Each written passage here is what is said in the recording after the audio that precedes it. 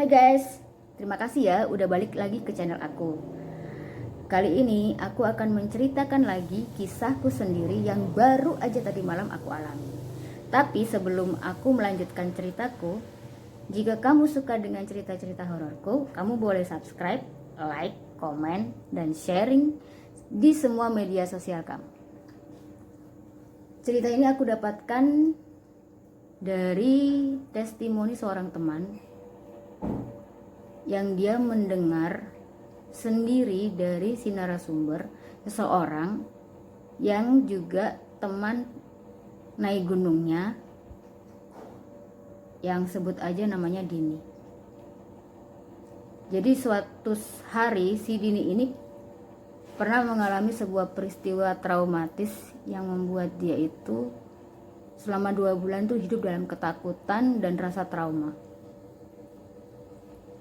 Dan sayangnya setelah peristiwa itu dia hanya bertahan 2 bulan, yang akhirnya dia gagal untuk move on dari ketakutan dan rasa traumanya akibat peristiwa yang dia alami itu, yang akhirnya membuat dia sekarang menjadi orang dengan gangguan kejiwaan. Jadi sebut aja namanya Dini ini, sampai hari ini dia mengalami gangguan kejiwaan tanpa satupun psikolog atau psikiater yang bisa menyembuhkan rasa traumatisnya. Balik lagi ke ceritaku. Jadi tadi malam itu rencananya aku ingin membuat naskah, karena aku mendengarkan ceritanya itu melalui audio.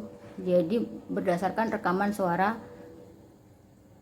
temanku ini, dimana dia juga menceritakan kembali apa yang dia pernah dengar dari si narasumber sekitar 12 atau 15 tahun lalu. Jadi waktu itu mereka masih sekolah, mereka masih kuliah. Oke, balik lagi ke ceritaku. Nah, karena itu aku pengen membuat cerita itu menjadi kerangka yang nantinya akan gampang aku ceritakan gitu loh. Karena komputer di rumah rusak, makanya aku putusin untuk ngetik naskah itu di komputer kantor. Nah, pastinya aku harus melakukan itu selepas pekerjaanku selesai. Nah, ketika jam kerja udah selesai, aku makan malam dan aku balik lagi ke ruangan kerjaku. Kebetulan ruangan kerjaku itu ada di lantai 3. Waktu itu di ruanganku itu, di tempat ruanganku itu di lantai 3 itu nggak ada satupun orang yang lembur. Ya iyalah, namanya juga malam minggu lagi weekend, mana ada yang mau lembur kan.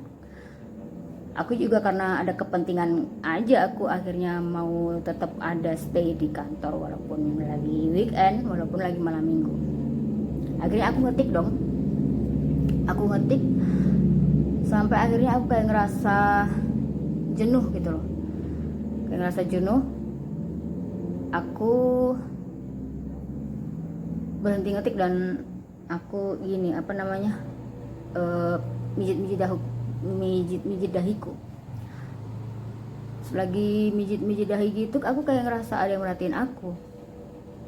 Nah, di tempat aku kerja, di meja ruanganku itu, di meja kerjaku itu, di sebelahnya itu ada jendela besar. Nah, jendela besar itu ditutup dengan kaca mati.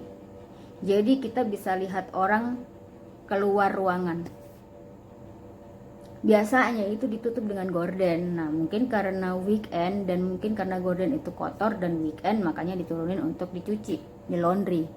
Aku nggak tahu, pokoknya tadi malam itu nggak ada aja gordennya. Aku perhatiin keluar, nggak ada siapa-siapa. Ya jelas lah nggak ada siapa-siapa, orang aku sendirian. Ya udah, aku fokus lagi kerja, aku fokus lagi ngetik. Kayak gitu, kayak ada yang merhatiin lagi.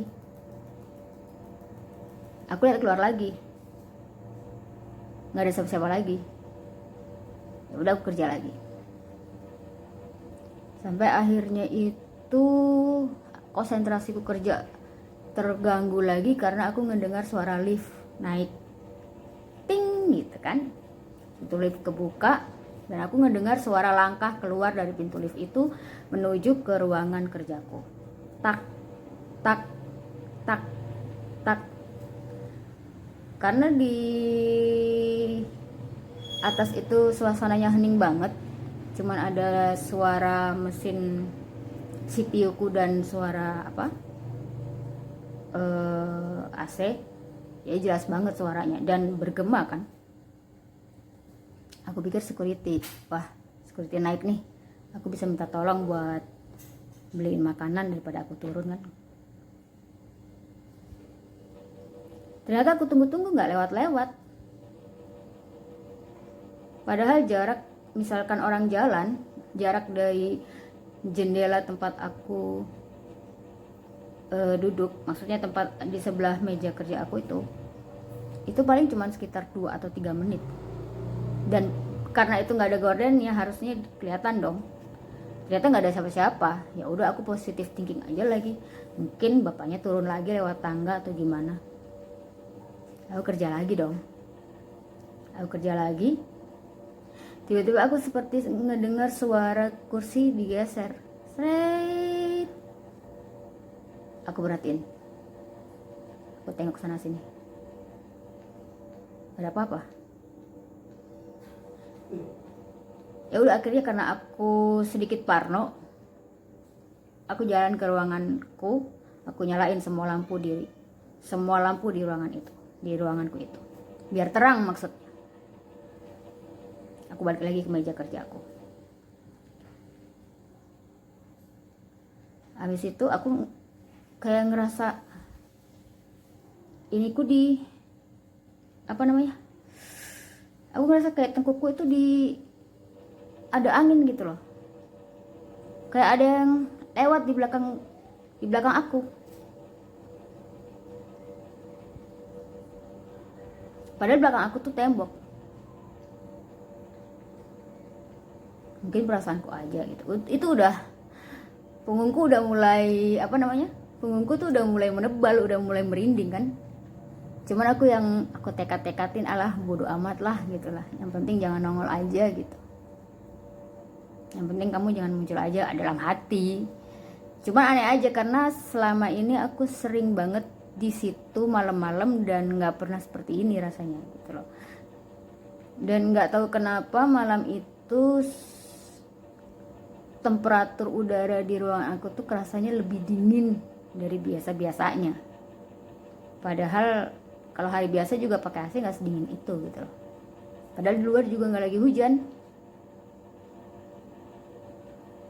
Akhirnya aku coba mengabaikan semuanya, aku kerja lagi. Itu lagi kerasa kayak ada kibasan angin di belakang. Aku diem aja. Terus yang kedua, seperti ada yang niup-niup, kayak ada hembusan nafas di belakang kepalaku. Dan itu rasanya itu hembusan nafas yang hangat. Aku dalam hati bilang gini, siapa sih ini? Tolong dong jangan ganggu. Aku lagi kerja, aku bilang gitu. Kedua gitu lagi, ditiup lagi. Bukan ditiup sih, seperti hembusan nafas.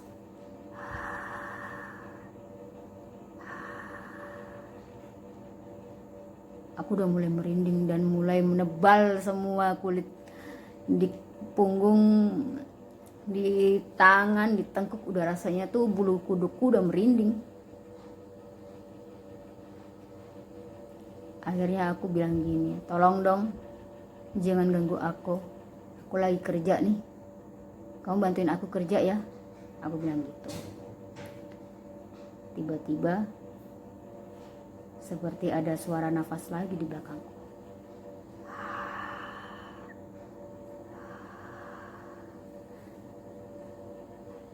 Aku kesel kan, aku gebrak meja, brak. Tapi gebrakan meja itu justru bikin aku kaget sendiri, karena aku nggak ngira suaranya sekencang itu.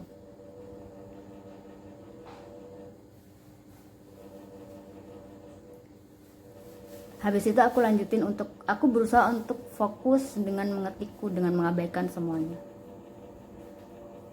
Tapi semakin aku abaikan, dia semakin berusaha menunjukkan eksistensinya dengan menggeser-geser meja. Tapi cuma suaranya aja, bendanya nggak terlihat tergeser-geser. Sampai akhirnya ini tutupan AC itu dia kebuka, ketutup. Jadi kayak ada yang main-mainin remote-nya gitu.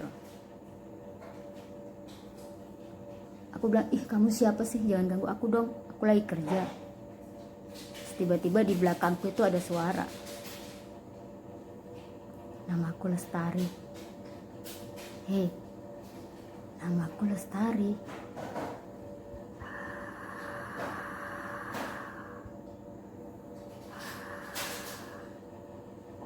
Aku udah gak enak banget perasaanku. Akhirnya aku putusin untuk aku harus turun. Ketika aku lagi berusaha ini buat nge-save ini skrip yang naskah yang udah aku tulis, tiba-tiba komputerku mati. Pak. Komputerku mati dan lampu di ruanganku itu satu-satu mati nyala kayak lampu disco gitu. Satu mati, satunya hidup, satunya mati, satunya mati, hidup.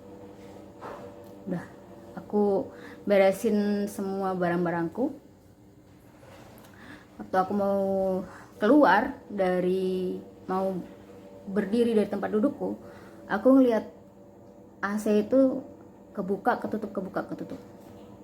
Akhirnya aku nggak peduli, aku keluar. Aku keluar ruangan, aku matiin yang ada di dekat aku aja. Terus aku turun. Aku masuk ke lift. Begitu aku masuk ke lift, aku ngerasa tuh kayak ada yang ikut masuk ke lift. Hush gitu suara anginnya. Cuman aku udahlah, aku pokoknya turun. Begitu sampai di lantai bawah, begitu bunyi ting gitu, aku buka ini lift, nggak bisa kebuka pintunya. Aku pencet-pencet tombol darurat, nggak bisa kebuka. Aku sampai gebrak-gebrak itu pintunya.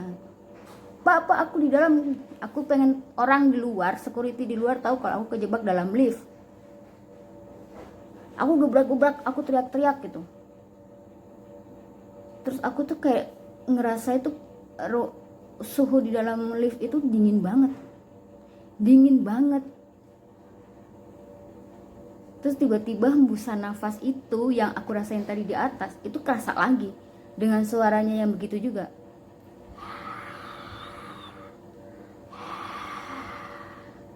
Aku udah panik banget kan. Aku udah panik banget. Karena aku cuman, jangan sampai dia gigit aku aja gitu loh. Jangan sampai dia nerekam aku atau gimana lah. Karena kan aku nggak bisa lihat dia. Jangan sampai dia masuk ke badan aku dan aku nggak bisa menguasai badanku dan akhirnya aku kesurupan, itu aja. Akhirnya aku pencet-pencet lagi tuh tombol darurat itu di pintu lift dan aku gebruk-gebrukin pintu lift. Nah, akhirnya pintu lift kebuka, aku lari dan ketika aku lari itu ternyata aku nabrak bapak security yang ada di depan lift itu gitu loh. Terus dia megangin aku, "Mbak kenapa?" gitu. Mukaku pucat banget. Katanya mukaku pucat banget. "Mbak kenapa? Kenapa?" gitu. Pak di situ ada setan, ada apa? Ada hantu, aku bilang gitu. Nggak ada siapa-siapa Mbak. Ada pak, aku bilang gitu. Ada suaranya gitu. Terus bapaknya senyum. Bapaknya senyum itu mukanya bapaknya tuh aneh, tau nggak? Kayak bukan bapak security yang aku kenal. Ya mungkin memang wujudnya bapak security. Waktu aku ngeliat ke lift, liftnya ketutup. Waktu aku ngeliat ke bapaknya itu, wujudnya itu udah wujud si sosok Lestari yang ada dalam imajinasiku, yang aku dengarkan ciri-cirinya dari testimoni temanku itu. Aku saking takutnya, aku sampai ngedorong bapaknya dan aku mundur ke belakang dan aku jatuh terduduk gitu. Dan aku ngerasa di belakangku tuh tiba-tiba ada suaranya si sosok Lestari itu lagi, dengan nafas yang panas dan suaranya yang mendesis-desis gitu. Namaku Lestari.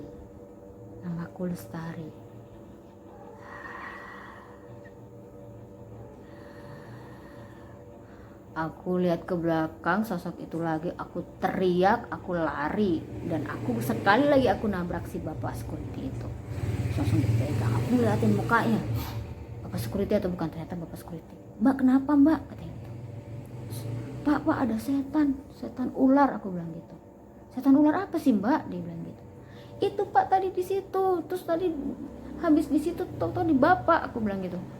Terus, orang saya dari tadi ngeliatin mbak di dalam lift, pintunya kebuka, tangannya mbak itu nahan lift, tapi mbak keluar. Mbak diem aja di situ mematung, mbak teriak-teriak di situ.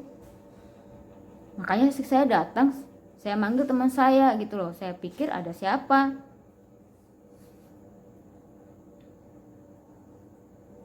Aku udah nggak tahu, aku udah di bawah tuh yang udah lemes banget, duduk di lantai udah lemes banget. Akhirnya bapak satunya tuh ngasih aku air mineral, minum aja deh mbak, biar tenang, minum dulu biar tenang gitu. Akhirnya aku minum air mineral itu. Aku duduk di lobi, tapi aku nggak mau bapak itu jauh-jauh dari aku. Bapak jangan jauh-jauh, di sini aja sama aku takut banget, aku bilang gitu. Oh ya mbak gitu. Terus aku ngeliatin ke lift itu gitu loh, ini aku ngimpi apa gimana sih gitu. Aku udah yang keringat dingin semua kan, badanku tuh yang udah yang gimana sih, orang ketakutan. Tapi aku ngeliat lift tuh nggak ada apa-apa dan liftnya udah ketutup.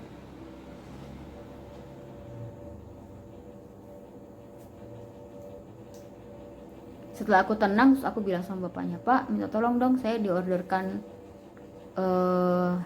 taksi online, saya mau pulang gitu kan. Terus si bapak bilang, oh ya saya orderkan mbak, dia bilang gitu. Waktu taksi online ku datang, waktu aku mau keluar lobby, aku sempetin tuh, aku nggak tahu kenapa aku sempetin lihat ke pintu lift itu. Dan tahu nggak, di pintu lift itu si sosok Lestari itu masih ada di sana dengan mukanya yang menyeringai begini.